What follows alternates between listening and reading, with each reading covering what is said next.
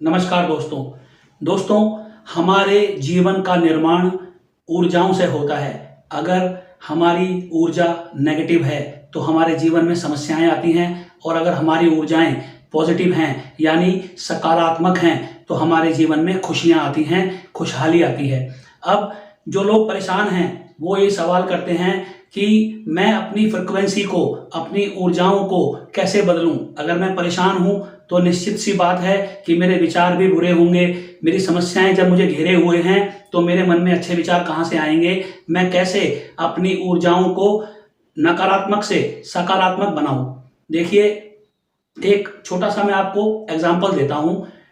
आपने बहुत बार नोटिस किया होगा या आगे आप नोटिस कर लेना कि अगर किसी दंपत्ति को संतान नहीं होती, कुछ सालों तक, 2-4 साल तक उसको कोई संतान नहीं होती, इलाज भी करा लेते हैं, डॉक्टरों के पास भी जाते हैं, सभी प्रकार के मंदिर गुरुद्वारों में भी वो मत्था टेकते हैं, लेकिन फिर भी संतान नहीं होती। फिर वो दंपत्ति योजना बनाती है कि चलो कोई बच्चा गोद ले लेते हैं। उसके बाद क्या होता है, आप अगर आपने नोट नहीं किया है तो आगे आप नोट करना। तो जब वो कोई बच्चा गोद ले लेते हैं तो कुछ समय के बाद ही उनकी अपनी संतान उनके घर में ही हो जाती है। ऐसा क्यों होता है? ऐसा इसलिए होता है कि जब उस दंपत्ति को बच्चा नहीं हो रहा था, संतान नहीं हो रही थी, तब उस दंपत्ति के जो विचार थे ना वो नकारात्मक हो गए थे।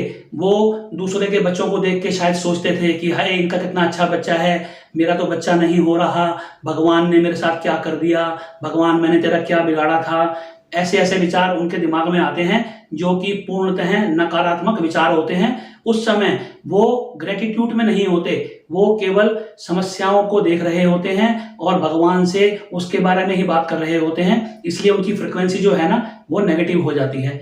इसके विपरीत जब वो किसी बच्चे को गोद ले लेते हैं, फिर वो उस बच्चे को प्यार करते हैं, बच्चे के प्रति उनका प्रेम उनकी भावनाओं को बदल देता है, और इसी कारण से बदली हुई भावनाओं से उनके परिणाम भी बदल जाते हैं, रिजल्ट्स भी बदल जाते हैं, और उनके घर पे एक संतान आ जाती है।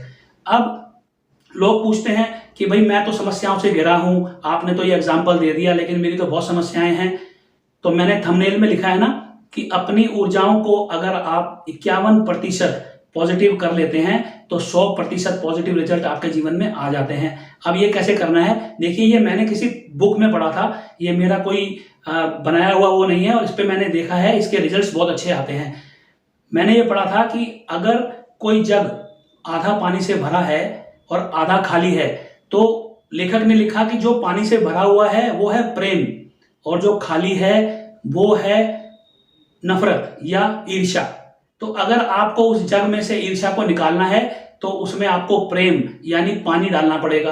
तो जब वो प्रेम से भर जाएगा तो ईर्ष्या के लिए उसमें जगह नहीं बचेगी। तो अपने जीवन पे इस बात को कैसे लागू करना है? देखिए, समस्याएं हो सकता है कि आपको बहुत हो, अनगिनत समस्याएं हो, और उससे बाहर निकलने का रास्ता भी आपको ना मिल रहा हो, लेकिन आपके जीवन में कोई ना कोई ऐसी चीज जरूर होगी जो आपको अच्छी लगती होगी।